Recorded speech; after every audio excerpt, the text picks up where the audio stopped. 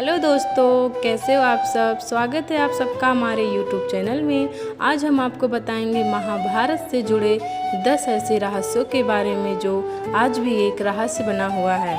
महाभारत एक महाकाव्य है जिसमें हर एक किरदार अपने आप में एक रहस्य से भरा हुआ है। इन रहस्यों के बारे में जानने के लिए वीडियो को अंत तक पूरा देखिए। और अगर अभी तक आपने हमारे चैनल को सब्सक्राइब नहीं किया है तो चैनल को जल्दी से सब्सक्राइब कर लें और बेल आइकन को ऑन कर दें। पांचों पांडवों में से एक सहदेव के पास भविष्य देखने की क्षमता थी। उन्होंने महाभारत के हर मोड़ पर मालूम था उन्हें कि आगे क्या होने वाला है। इसके बावजूद भी उन्होंने कभी ये बात किसी से नहीं कही, क्योंकि उन्हें एक श्राप मिला था कि अगर वह भविष्य में इन घटनाओं का राज खोलते हैं तो उनकी मृत्यु हो जाएगी। सुभद्र भगवान श्री कृष्ण की बहन थी और यह तथ्य सभी जानते हैं। दिलचस्प बात तो ये है कि उनकी एक और बहन थी जिसका नाम एकानागा था। वह नंद और यशोदा माँ की पुत्री थी। महाभारत में गुरु द्रोणाचार्य का वध द्रौपदी के भाई दुर्योधन ने किया था। दिलचस्प बात यह है कि दुर्योधन ही एक एकलव्य के पुनर्जन्म थे जिसका अंगूठा एक बार गुरु द्रोण ने दक्षिणा में मांग लिया। एकलव्य का वध श्री कृष्ण ने किया और वरदान दिया था कि वह अगले जन्म में गुरु द्रोण को मारकर अपना बदला ले सकेंगे। युद्धस्य ही एकमात्र ऐसा गौरव था जिसने महाभारत के युद्ध में दुर्योधन का नहीं बल्कि पांचों पांडवों का भी साथ दिया।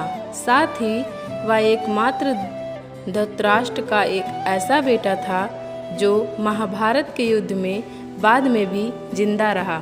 महाभारत युद्ध के खत्म होने और युधिष्ठिर के राजा बनने के कुछ दिनों बाद धृतराष्ट्र, माता गांधारी और कुंती वनवास को चले गए, जहां जंगल में आग लगने से उनकी मृत्यु हो गई।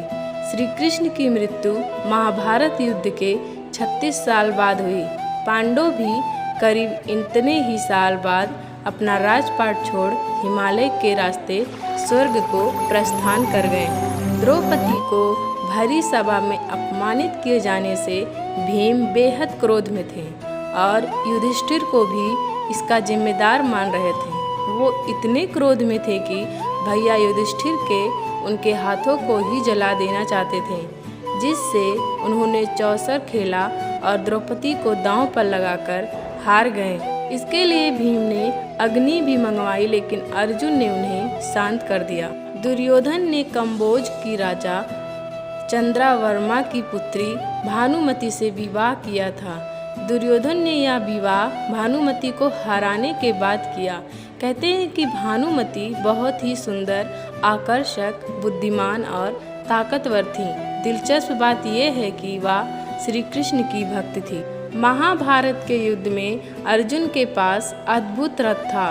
यह एक ऐसा रथ था जिसके ऊपर पताका में हनुमान जी विराजमान थे और इसकी सारथी स्वयं श्री कृष्ण थे। शेषनाग ने पृथ्वी के नीचे से अर्जुन के रथ के पहियों को पकड़ रखा था ताकि इस महत्वपूर्ण युद्ध में एक पल के लिए रथ का संतुलन नहीं बिगड़े।